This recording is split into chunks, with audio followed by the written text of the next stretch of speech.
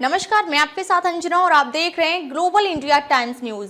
आइए सही चीज को सही लोगों तक साझा करें। भारतीय किसान यूनियन किसान शक्ति की बैठक एवं किसानों के अधिकारों की लड़ाई। भारतीय किसान यूनियन किसान शक्ति की एक महत्वपूर्ण बैठक आज राष्ट्रीय कार्यालय पर संपन्न हुई।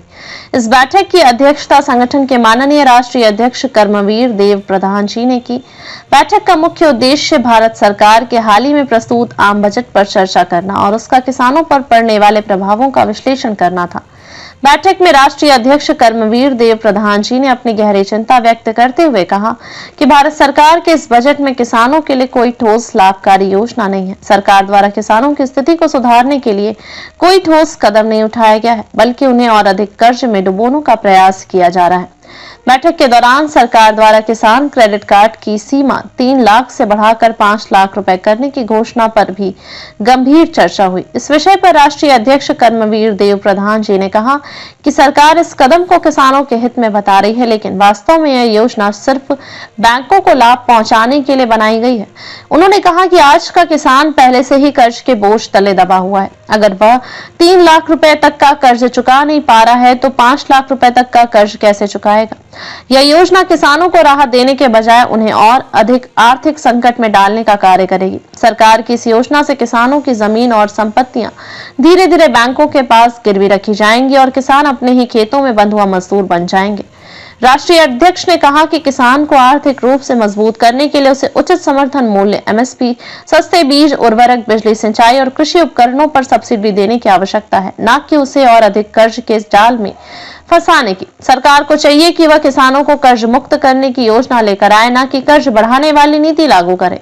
किसानों को जागरूक करने का निर्णय। बैठक में इस बात पर सहमति बनी कि भारतीय किसान यूनियन किसान शक्ति पूरे देश में किसानों के बीच जाकर जागरूकता अभियान चलाएगी। इस अभियान के माध्यम से किसानों को सरकार की इस योजना के दुष्प्रभावों के बारे में बताया जाएगा और उन्हें संगठित किया जाएगा ताकि वे अपने अधिकारों के लिए आवाज उठा सके। संगठन किसानों को यह समझाने का प्रयास करेगा कि सरकार किस प्रकार उन्हें कर्ज के जाल में फंसा रही है और उनकी संपत्ति को बैंकों के हवाले करने की साजिश कर रही है। राष्ट्रीय उपाध्यक्ष कृष्ण कुमार जी ने कहा कि सरकार को किसानों को आत्मनिर्भर बनाने की दिशा में काम करना चाहिए, न कि उन्हें ऋण के दलदल में ढकेलना चाहिए। उन्होंने यह भी कहा कि किसान देश की रीढ़ की हड्डी है और अगर सरकार इसी तरह किसानों को अनदेखा करती रही तो देश की कृषि व्यवस्था पूरी तरह से बर्बाद हो जाएगी।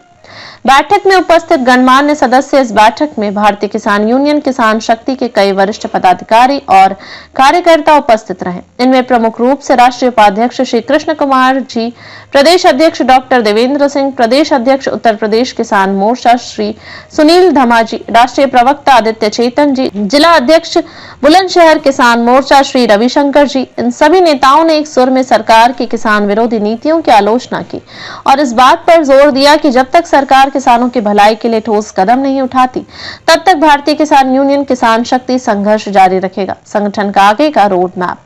बैठक के अंत में तय किया गया कि संगठन आने वाले दिनों में निम्नलिखित कदम उठाएगा। पहला, किसानों के बीच जनजागरण अभियान चलाना जिससे वे सरकार की योजनाओं के वास्तविक प्रभाव को समझ सके। दूसरा, किसान पंचायतों का आयोजन पर किसानों को संगठित करना और उनकी समस्याओं को उजागर करना। तीसरा, सरकार के खिलाफ प्रदर्शन एवं आंदोलन की योजना बनाना ताकि किसान विरोधी नीतियों को बदला जा सके।